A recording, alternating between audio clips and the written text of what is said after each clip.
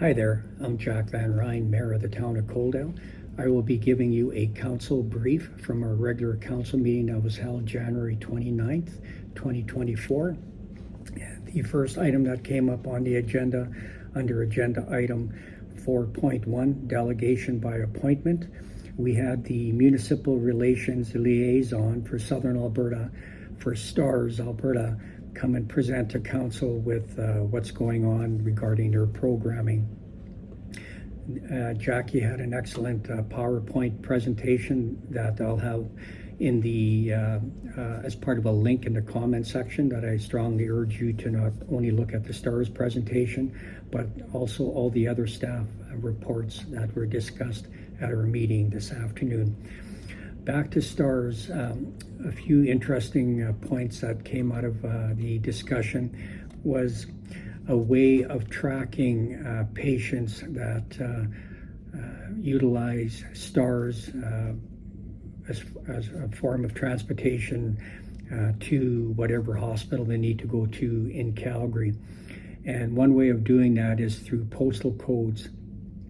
So if a resident of Coaldale is traveling and they're going to visit family, friends in Edmonton, or they're on their way to a job and something should happen that requires them to be transported by STARS to a hospital in Calgary, whether it be an industrial accident, a heart attack, motor vehicle collision, they track the patients based on their postal code attributed to their Alberta Healthcare. And since 2010, STARS has responded for patients that live or reside in Lethbridge County 554 times. Of that number, 456 were from Lethbridge. Coaldale had the second highest at 57. Then Pitcher Butte at 16, then Colehurst at 13, Nobleford at 11, and finally Barons for 1, again for a total of 554 missions for residents that live within Lethbridge County. They also spoke regarding the new helicopters that they have now. They were able to sell off their old fleet, so 100% of their helicopters are paid for now. And the Alberta government contributes in 2023 50% of operational costs for the program. And then, as we all know, the STARS lottery also contributes towards the program, totaling 35% or 9.8 million. And then another 18 million is through other fundraising revenue, including 2 million of that from annual municipal support. So there's opportunity for municipalities and counties to do a per capita charge, and then that money raised goes towards the operational cost of STARS. So that was also brought up during Jackie's presentation. So again, I'll have the PowerPoint in the comment section, and I encourage you to review it at your leisure. Then, under new business, agenda item 8.1, we had a request from the Kinsman and Connect Clubs of Coaldale regarding the Kin Canada celebrating its 104th anniversary on February 20th, 2024. And it was a proclamation request presented to council to support kin clubs across Canada. And the reason this matter is appearing before council is that a resolution is required in order for the town of Coaldale to make a proclamation. So that basically declares that from February 18th to February 24th, 2024, that it recognizes Kin Canada again for their 104th anniversary, and that's not only for the Kinsmen and Kinnett clubs at Coaldale, but that's across all of Canada. And the proclamation holds particular significance as it aims to highlight and commend the relentless dedication of the Kinsmen and Kinnett clubs to the betterment of the community. These clubs have become synonymous with community service, consistently engaging in fundraising activities to support various projects that address the town's most pressing needs. And I think it's safe to say that if you drive throughout Coaldale, any recreation facility, including playgrounds, has the somewhere the Kinsmen or the Kinnett Club of Coaldale has contributed to those projects. The most recent one was Eastview Park. That was over a $400,000 project that the Kinsmen and Kinnett clubs fundraised for, and some of the money was matched by the town of Coaldale. And the newest initiative is the replacement of the skate park. So Kinsmen have committed $400,000. That was matched by the town of Coaldale for $400,000, and then we are currently fundraising so that we can complete this project up in the neighborhood of $1.2 million in 2025. And the Kinnetts are looking at supporting this project as well. So council discussed it, and a motion was made that we provide support with a signed proclamation to declare February 18th to 24th as Kin Canada Week. And as part of that, the Kin Canada flag will fly outside on our community flagpole during that time as well. Then the next item that came up under agenda item 8.2 was regarding the family fun run. And that's the 5K family fun run that occurs every April. And we had our community services coordinator, Clayton Varsity, present the staff report on that. And basically it was to outline and to further inform council and the public at large about the upcoming 13th annual 2024 Family Fun Run event, and request that council continue the tradition of supporting the event by paying the registration fee for town council and staff willing to participate. So as part of that, we normally enter a town team, and then the town pays the $22 participant fee. And then we direct our community services to collect council and staff registrations so that we can get lots of people on our team and have a good turnout. So after a discussion, it was agreed to pay the $22 per participant and promote a Coaldale team to a maximum cost of $400. So I'm looking forward to participating in that event again. That is taking place on April 20th, Saturday, April 20th, 2024. So everybody's got time to get in shape and participate in that. The next item that came up was agenda item 9.1, and we had our municipal clerk, Lana Anthony, present on a new committee that council has formed, referred to as Committee of the Whole. And it was to share the new council initiative of introducing, as I just mentioned, Committee of the Whole, and outlining what the process and format will be.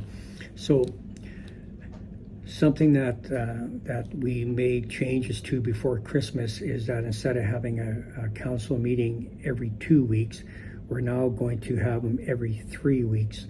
And that's because we have so much on the go right now. That is, when we have a council meeting, there are so many action items that come out of that the staff barely have a week to get all the information. And then before you know it, we have another council meeting coming up the following week. So we're running into problems where sometimes that the staff with everything on their plate, cannot get all the information to us quick enough. So by changing it to every 3 weeks, that'll give more time for our staff to prepare. That equates to 3 less council meetings a year. But as an alternative, with this committee of the whole, we are going to meet once a month, and except for the summer months, and that'll give us an additional 10 meetings. And the purpose of those meetings is to have a more relaxed atmosphere where we can talk about future council items, and no motions come out of this committee of the whole meeting. It's only for discussion purposes. We can have the subject experts in the room to explain to council what the staff report is going to be about, what it's going to entail. And with that, we can ask questions, and if they're not able to answer during the meeting, then they will be more prepared when it comes to council. Because now, at a regular council meeting, when the staff report is given and a decision is required where we make a motion, sometimes we're not able to do that because we don't have all the information required. So doing the meeting of the whole gives council an opportunity to hold discussions on any matter, determine process, and receive detailed information from administration, delegations, and as I refer to as subject matter experts. And committee of the whole meetings are council research and information sessions that are held in a less formal atmosphere than a regular council meeting. The first meeting of the whole was held on January 23rd, 2024, and identified future dates for February 5th, March 4th, April 8th, and May 6th. And we're only going that far because when we first talked about this, we decided to do this as a bit of a trial to see if it's going to work for us moving forward. And so we're going to continue until May, and then we'll reassess the whole program. The meetings are not live streamed, but they are open to the general public, and we'll be having them not in council chambers. We'll be having them in the shift meeting room. So that's the community meeting room in the new atrium space, and that's at the Civic Square town office. And they'll be starting at 4:30 p.m. They'll be advertised on the town website. I'll advertise them on social media, as the town will as well. And attendees will include council, our CAO, our municipal clerk, and any staff that the CAO invites to present on any particular topic. So I'm excited to see this moving forward and looking forward to see how it's going to turn out. The next item we had was regarding our snow and ice policy review under agenda item 9.2. We had our Director of Operations, Justin McPherson, present. And I, again, will have this part of the agenda package. It's a PowerPoint presentation that explains the current snow and ice policy, and administration is looking to see if we want to tweak that.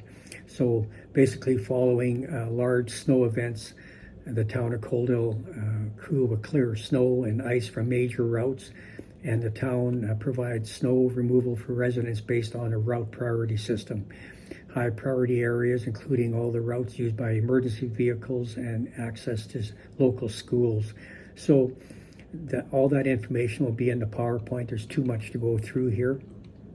But just to give you an example, the last snow event that we had on January the 18th, we had that all cleaned up very quickly with one of our subcontractors, Dennis Dirtworks. That's something that we put out for tender every 3 years. And Dennis works very hard with our operations department to get everything cleaned up quickly. And for anybody that's interested, to clean all that snow from one snow event costs $25,000. And that doesn't include all the staff time either. That's contracted services and such. And I found this to be very interesting. Our crews moved 680 tandem trucks of snow from all the roads over 2 days to where we keep the snow pile. So it takes considerably amount of work to clear the streets. And between snow plowing and snow removal, there is 37 kilometers of roads maintained, and 16.9 kilometers of those is snow removal. So that just gives an example of how large of an area the town of Coaldale encompasses, and the amount of work it takes to just clean up after we have a snow event. So thank you, Justin, for that. And on a sad note, Justin is leaving us as of this Friday. He is moving on to a new position with WSP Engineering, and that's a great opportunity for Justin. So on behalf of council, we wished him well and thanked him for 6 years of service with the town of Coaldale. Then, under agenda item 9.3, we had our Director of Growth and Investment, Cameron Mills. And Cameron Mills also just recently received a promotion. He is also our Deputy CAO, along with Kyle Beauchamp, another Deputy CAO. So congratulations, Cameron Mills, for that, well-deserved. And Cameron presented on one of my favorite staff reports, and that is regarding our Growth and Investment Development Report. So basically that speaks to what the town has been up to as far as work relates to development permits, compliance certificates, as well as providing information relating to nationally tracked building permit data for 2023 and for Coaldale, and then we compare with Taber and Black Falls. We do that because they're similar sized communities. In the case of Black Falls, they are a community of almost 10,000 people that are near a municipality of over 100,000, which is Red Deer, and Coaldale, with its close proximity to Lethbridge and to Taber, we use those as comparables.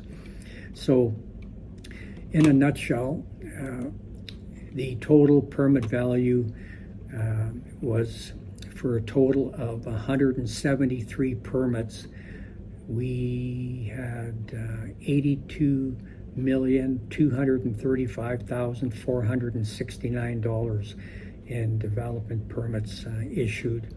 So that is a lot compared to what we did in 2022. And again, I'll have the information in the agenda package in the comment section. I also posted this separately, as I did with the snow removal policy update, on my mayor Facebook page. So I invite you to go take a look at that as well. There's lots of good information, and like I said, it's one of my favorite reports. And then, under information items, we had terms of reference for a committee that I personally sit on called Mayors and Reeves. We meet once a month, and this committee has been around for quite some time, and they had no structure to it. It was just all the mayors and reeves in this region would get together and talk about certain items, and we asked now to have it more structured. So they came up with a draft terms of reference, and council reviewed it, and it'll go back now to the organization to get passed at a future Mayors and Reeves meeting. So that was it for the open portion of the meeting, and then we went into closed session to talk about a couple of items, and that was the extent of it. So again, I beg of you to follow the agenda package through the link in my comment section. go through the entire agenda package. If you have any questions, comments, reach out to me. My contact information will be at the end of this video, my phone number, my email. You can talk to myself or any other member of council is available as well. You can track us down through the council contact link on the town of Coaldale's website. If you see me on the street, stop me and we'll have a chat, go for coffee. And with that being said, we're having our first council quarterly coffee on Tuesday evening at Tim Hortons. So I hope to see you there. And other than that, I look forward to chatting with you. And that's about it. Have a great rest of your week. Take care. Bye-bye.